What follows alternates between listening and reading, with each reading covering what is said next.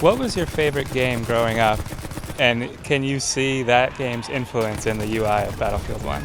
Oh, wow, that's a good one. It's a hard one.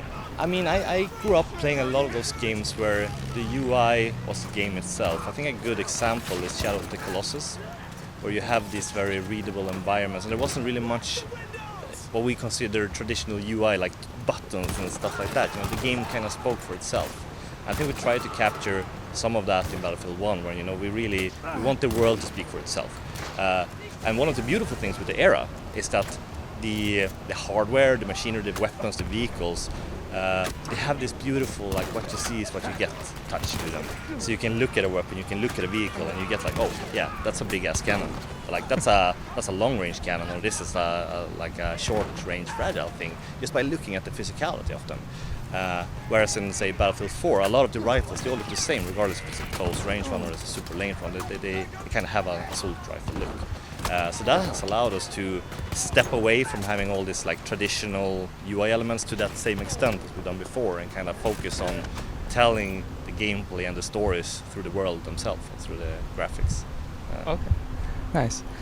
A lot of the major shooters out there have a sort of a casual fun mode, like Call of Duty has zombies coming out, Halo's got Firefight, Gears, Horde.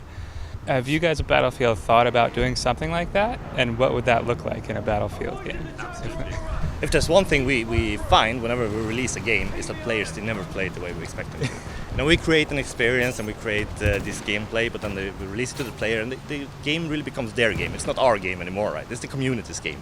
And the way they take it and the direction they take it is just completely unexpected and totally awesome. So that's something that we really want to help promote. And one of the things we're doing in Battlefield 1 is what we're called the custom games. You're going to be experiencing one of these this afternoon with the Fog of War game mode. So essentially what we want to do is we want to try to create these sort of curated custom game experiences where we kind of twist up the rules a little bit. It might be that you have, a more melee focused in the heavy fog forest kind of experiences, or many others, whatever the players find interesting really. And this is something that we plan to kind of bring out incrementally as we go along after launch. We just kind of want to give you a taste of what it could be, and really have a chance to see what the players want out of it, and then let players kind of create their own experiences from that. So players can make their own rules for a Battlefield sort of multiplayer match, is that? So we are going to supply a number of rules that the player can set. So, am I moving away? So what we'll allow players to do is that we'll have this preset number of rules that the player can tweak on a server or in a game setting, basically, if it's the number of the tickets or the maps or whatever it is.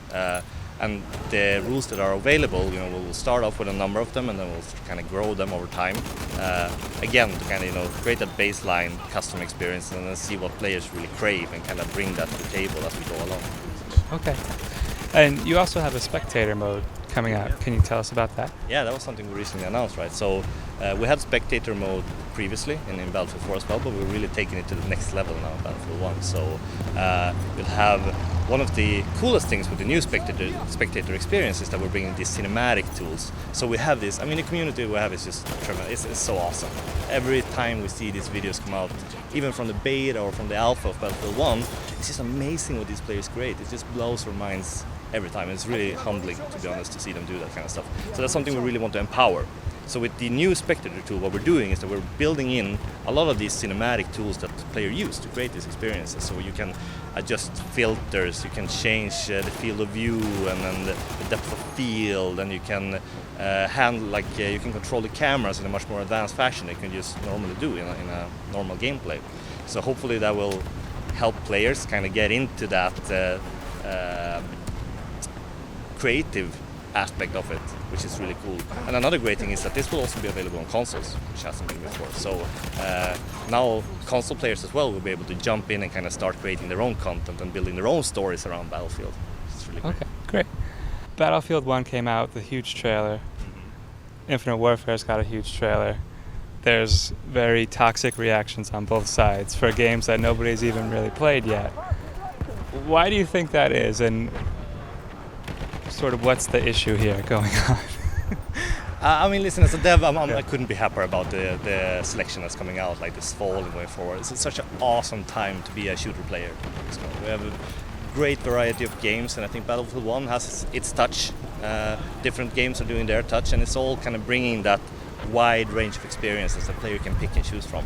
We have a very passionate community, and they like to be express themselves. But I think in the end of the day, it's just amazing that we have this wide range of shooter experiences out there. Makes me super excited. I want to play all of them. What's your favorite map in Battlefield 1? Oh, that's like picking your favorite child. Which is easy to do. Oh, yeah, right. I think I would have to say Ballroom Blitz. Okay. I like that one. Yeah, Ballroom Blitz, especially in the operations when you play Ballroom Blitz, because you're kind of starting out in this dark and gritty trench, and you push through and you reach this beautiful, pristine sort of chateau, French chateau. And the gameplay around that is just really, really cool. You're kind of going up from the mud into these beautiful marbled hallways, and you're kind of getting, like, destroying the hell out of it, which is absolutely amazing. And it plays really well on the smaller game modes as well, like for example War Pigeons, which is another one of the new game modes that we're doing in Battlefield 1, where you have to capture and release these pigeons. It plays really well on that level because that chateau has this beautiful layout, so even on those more intimate game modes, it's really interesting. So Operations is one of the brand new game modes that we're bringing to Battlefield 1, and what we wanted to do with Operations is kind of create more of this narrative journey for the players. That's not something that we really explored in multiplayer before. You know, players. One of the beautiful things with Battlefield is that players create their own journeys, and we wanted to kind of help that out by setting it into this narrative context. And all of these battles we will be playing in Operations, they are actually based on real-life battles that took place in the war. So and the thing is with Operations, it's all about capturing and holding territory, and that really ties in well with the era and the conflict, because it was a war of territories. It was all about capturing and holding territories. So we really wanted to capture that in one of the game modes of Battlefield 1. So in Operations, you start out as either the attacker or defender on a map. As an attacker, you need to capture a territory by taking a number of flags, kind of pushing through the map, and the defenders just have to hold back. And if the attackers would manage to push through the entire level, that doesn't mean that the game mode ends. Depending on which operation you play, it will actually transition to another map. And when you're playing the first map, you might actually even be able to see that second map on the horizon, to see that, you know, that's their target, that's where we're going. So the game kind of continues through these different levels. Some of the operations have 2 maps, others have 3. It just depends on kind of the gameplay that we wanted to create. Another cool addition, of course, to the operations game mode and the game in general are the behemoths. So if one team would have a hard time kind of pushing through or holding back, they can get reinforced with one of these behemoth vehicles, which is really cool. It's the biggest vehicles we've ever done in a Battlefield game before, right? So depending on which operation and which map you're on, a different behemoth can come in and kind of help turn the tide of battle. It's really cool. Okay. So What was the decision to put a narrative into Operations? So I would say one of the reasons why we wanted to create this narrative journey, this narrative context, is that we want to make players maybe feel like they care a little bit more about who they are and why they are doing this fight. You know, often you kind of just end up on a server on a map rotation and you just go at it.